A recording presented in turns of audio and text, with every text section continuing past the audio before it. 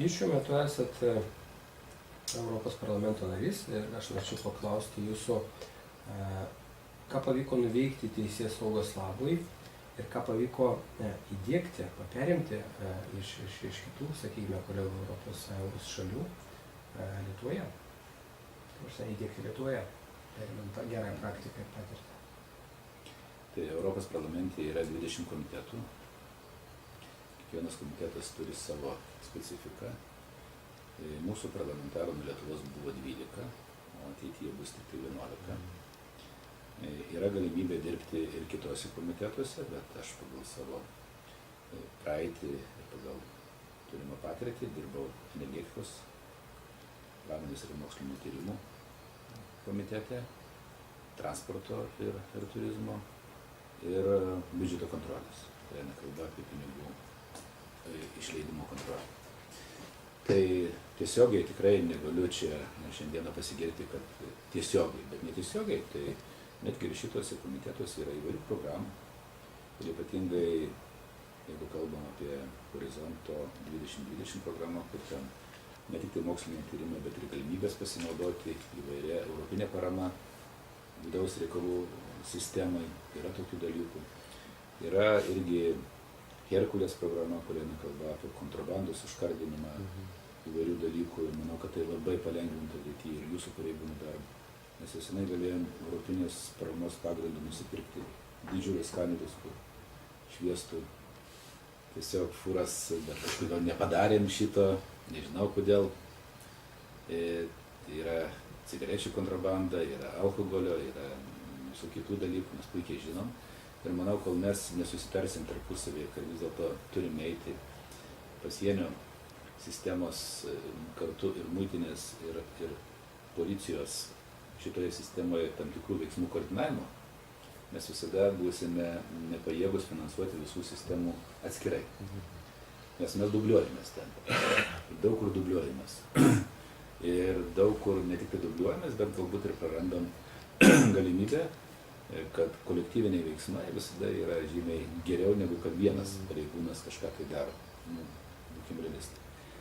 Tai netiesiogiai, tai visiems ir tuose komitetuose man pavyko ir Lietuvos sutaupyti biudžeto lėšas dėl Ignalinos uždarimo, tai yra milijardai, 10 milijardų ateityje sutaupytos lėšos. Yra transporto sistemoje, sugebėjom nubalsuoti už 4 geležinkelių paketą, kad po 2-3 metų mūsų geležinkeliai nebūtų privatizuojami per 3 kažkokią užsieninę įmonę.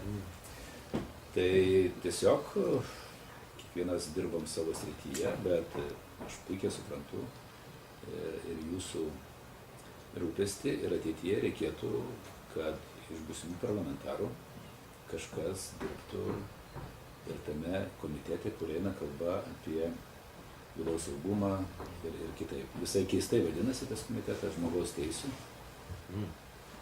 bet ten kalbama apie žmogaus saugumą, užtikrinimą, visų kitų dalykų. Tai reikėtų ateityje turėti daugiau, tai sako, santykių su šitos parlamentarais, kurie dirba tos srityje. Ačiū. Tai galbūt aš čia taip pratęsiant, kaip ir apie kandidatavimą į prezidentus, taip ir Europos parlamentą, dabar jūs esate ir tuo pačiu kandidatuojate. Tai aš norėčiau paklausti tada, jeigu taptumėte arba tęstumėte karjerą Europos parlamente, kokiamis galimis pasinaudotumėte, spręsdamas pareigūnų problemas, apie kurias mes jau, taip jau konstatavomės, pažymėjome ir jūs pristatėte patirtį, ką jūs darote dabar komitete.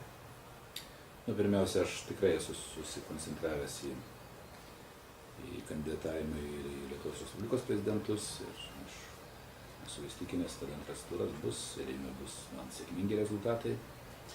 Bet jeigu gyvenimas visada turi 1% ir ypatingai antras turas, tai aš manau, kad mes visur nesuspėsim.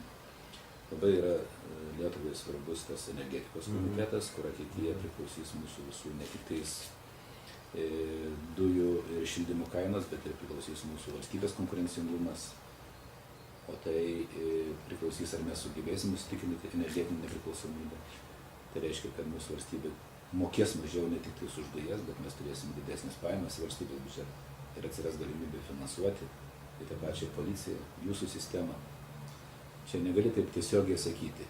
O jums tiesiog, kadangi tai yra specifika, manau, kad jūs turėtumėt ir galbūt tarti su vadovybė, su ministerija, kad būtų žmogus, kuris sektų tuos taip vadinamus Europos parlamente, tame komitete svarstamų klausimų turinį ir kur jūs matysite, kad yra labai svarbu ir jums reikėtų tada, kaip čia, išsidirbti tam tikrus santykius arba dialogą, arba galimybę su jais tartis ir siūlyti, kas būtų mums kaip Lietuvos visai sistemai naudinga, tame tarpe ir jum kaip profsąjunginiai sistemai. Bet aš kiek žinau, yra ir europinių įvairių profsąjunginių sistemų. Bet čia eina daugiau kalba, kad jūs irgi taip pat būtumėt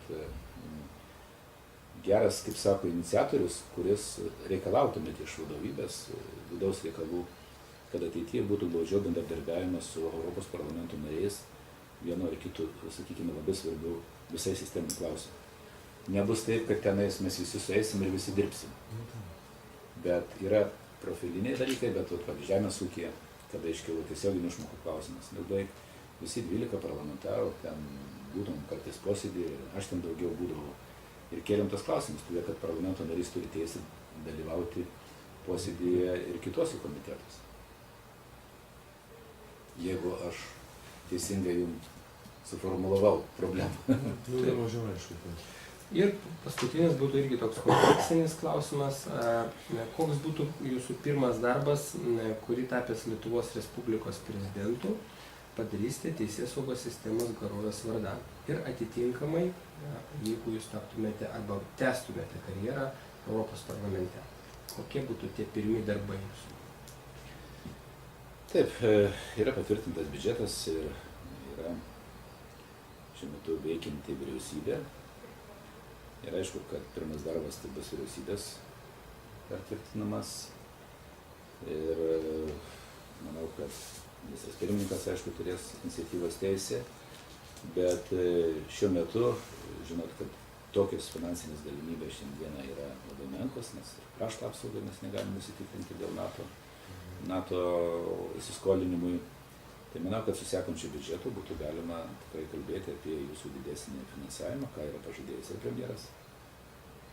Ir taip pat aš irgi galėčiau užtikrinti, kad prisidėčiau prie šito siekio įgyvendinimo ateityje ir kad mes išspręstumėm tą vieną pagrindinę trukdį, tai yra nepakankamo jūsų sistemos finansavimo.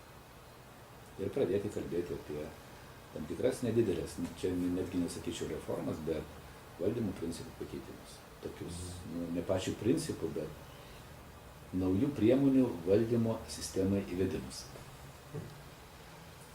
Ir Europos parlamento narių, jeigu taptumėte, tai kokie būtų pirmas darbas, arba jeigu tęstumėt karjerą savo, būtumėt išrinktas?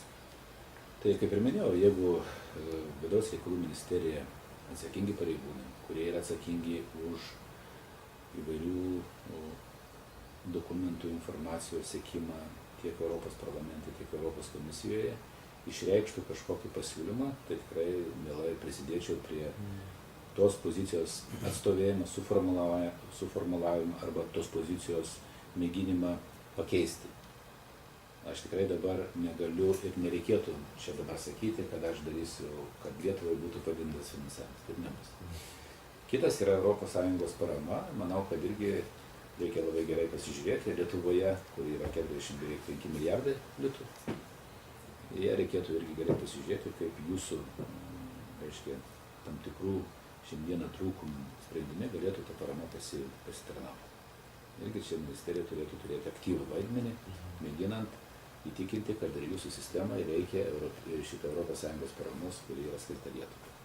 Tai viena. Tai dėl Europos parlamento, tai toks palinkėjimas, kad jūsų atsakingi pareigūnai labiau ir tampriau bendrautų ir su Europos parlamento nariais, ne tik tai čia Lietuvoje, pamatyti problemą, kada jinai jau yra apsvarstyta, nubalsuota ir pakeisti nieko nebegali. Ačiū.